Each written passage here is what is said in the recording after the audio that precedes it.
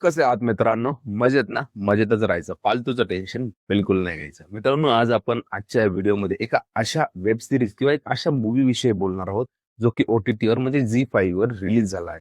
आणि हा अंकुश चौधरीचा OTT debut देखील आहे.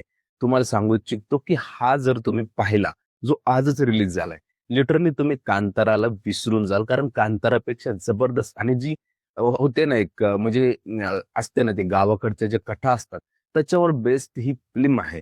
म्हणजे गावाकडच्या ज्या रिजनल कथा आहेत, ज्या काय म्हणतात त्याला फ्लॉक स्टोरीज आहेत, त्याच्यावर बेस्ड ही कहाणी आहे आणि ही कहाणी एवढी जबरदस्त रचली गेली आहे, की जी पाहताना माणूस पूर्णपणे त्यात हरवून जातो, अंगावर शहारे येतात.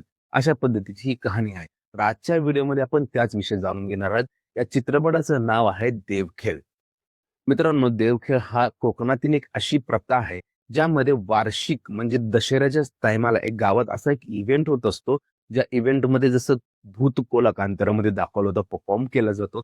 तशा पद्धतीचा एक रिजनल डान्स तिथे काही ग्रुप ऑफ लोक परफॉर्म करतात आणि ह्या दरम्यान असं म्हणलं जातं, की वर्षभरात जो कोणी गावामध्ये पाप करतो, त्या माणसाला शिक्षा दिली जाते आणि ती शिक्षा देते साक्षात शंकासूर म्हणजे जो देव आहे. जसं कांतारामध्ये असतो ना त्यांचा दैवत, तसं हा शंकासूर त्यांना शिक्षा देतो असं म्हटलं जातं. म्हणजे एक पद्धतीचा तो त्या गावाचा काय बोलतात त्याला रक्षकदार असतो, म्हणजे राखणदार असतो. अशा पद्धतीची ही कन्सेप्ट आहे आणि तो त्या गावातनं पाप मिटवण्याचा प्रयत्न करतो.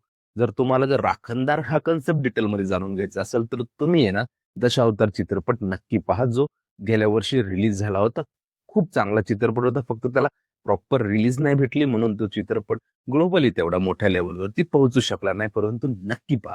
आता येऊया आपण देवखेळावर. तर देवखेळा हा चित्रपट अशा पद्धतीने बनवला आहे, की ज्यामध्ये ते दाखवलं जातं, तो जो होतो ना शंकासूरचा खेळ दशऱ्याच्या टायमाला, तो दाखवला जातो. त्यानंतर कशा पद्धतीने शंकासूर शिक्षा देतो हे दाखवलं जातं. हे वर्षानुवर्षे चाललेलं असतं आणि प्रत्येक वर्षी कोणाचा ना कोणाचा मर्डर होत असतो आणि लोकं हा विचार करून शांत असतात, की चला बाबा शंकासुराने त्याने पाप केली म्हणून त्याला शिक्षा दिली. परंतु मग एक सनकी पोलीस ऑफिसर तिथे येतो एका स्पेशल केसच्या रिगार्डिंग आणि ती स्पेशल केस असते त्याच्या एका स्पेशल व्यक्तीच्या नवऱ्याची.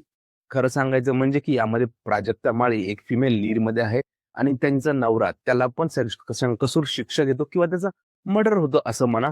परंतु सगळ्या गाववाल्यांना वाटत असतं, की शंकासुराने त्याला मारलाय, त्याला त्याच्या पापांची शिक्षा दिली आहे. इव्हन जिचा नवरा मेलेला असतो प्राजक्ता माळी तिलाही तसंच वाटत असतं. परंतु या केसची इन्व्हेस्टिगेशन करणारा जो ऑफिसर असतो म्हणजे आपले अंकुश चौधरी सर, त्यांना हे नाही वाटत. ते मागच्या सर्व केसेसचा पॅटर्न चेक करतात आणि त्यांना असं वाटतं, की हा एक सीरियल किलर आहे, जो वर्षभरात आपलं टार्गेट ठरवतो आणि देन तो त्या पर्टिक्युलर पर्सनला हे टार्गेट करून मारून टाकतो. अशा पद्धतीचं कन्सेप्ट किंवा अशा पद्धतीची थिअरी ते त्यांच्या डोक्याने लावतात आणि ते ज्यावेळेस या केसचा उलगडा करत जातात, त्यावेळेस त्यांना अक्षरशः धक्का बसतो, की जे त्यांचं पहिलं प्रेम असतं, तिच्यावरच ते एक टाईमाला शक घ्यायला लागतात, की तिनेच तिच्या नवऱ्याला मारलं आणि इव्हन तिच्या गावात आजवर होणाऱ्या जेवढ्या काही हत्या आहेत, त्यामध्ये बऱ्याचशा हत्यांमध्ये तिचा हात आहे, असं त्यांना वाटू लागतं आणि मग इथून कहाणी ट्विस्ट घेते. म्हणजे जिच्यासाठी तो इमोशनली उतरून त्यामध्ये म्हणजे पूर्ण गाव त्याचा विरोध करत असतं, पण तरीसुद्धा तो इमोशनली इन्व्हॉल्व्ड असल्यामुळे ती केस तो पूर्णपणे उलगडण्यासाठी त्या केसच्या तळागाळापर्यंत जाण्याचा प्रयत्न करतो. परंतु त्याला असं समजतं, की हिनेच त्याचा गेम केला आहे. मग त्यावेळेस विचार करा, की कसं होत असेल. सिच्युएशन खूप इंटेन्स होऊन जाते पूर्ण सीरीजमध्ये आणि तुम्ही पूर्णपणे बहरून जातात. लिटरली ही सीरीज पाहत असताना ज्या क्लायमॅक्सपर्यंत पोहोचत असताना मला असं वाटत होतं, की हा चित्रपट जो काय आहे, तो थिएटरमध्ये रिलीज व्हायला पाहिजे होता आणि याला ग्लोबल लेव्हलवरती रिलीज भेटायला पाहिजे होती. ॲटलीस्ट ह्याला 3,000 ते 4,000 नव्हे, तर 2 तरी हजार स्क्रीनवरती ह्याला रिलीज करायला हवं. जेणेकरून हे समजेल, की मराठी सिनेमा काय लेव्हलचा बनवला जातो. परंतु तसं नाही झालं. झी5 वर आहे.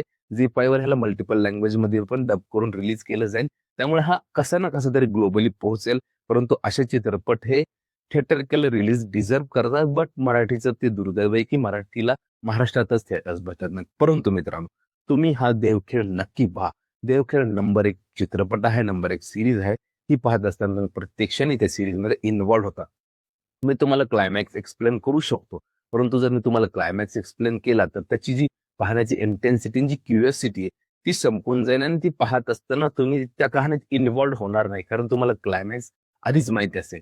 क्लायमॅक्स खूप भन्नाट आहे आणि खूप जबरदस्त आहे. तरी मित्रांनो तुम्ही ह्या डेफिनेटली बघा. खूप चांगला आहे देवखेळ आणि मला खूप आवडला आहे. मी माझ्यातर्फे देवखेळ ह्या सिरीजला 5 आउट ऑफ 5 रेटिंग देईन, कारण याची प्रेझेंटेशन, याची सिनेमॅटोग्राफी सगळं काही जबरदस्त आहे. तुम्ही नक्की एकदा ह्याला व्हिजिट करा. हा तुम्हाला झी5 वर पाहायला मिळेल. आजच्या व्हिडिओमध्ये एवढंच. पुन्हा भेटू नवीन व्हिडिओमध्ये. तोपर्यंत जय महाराष्ट्र.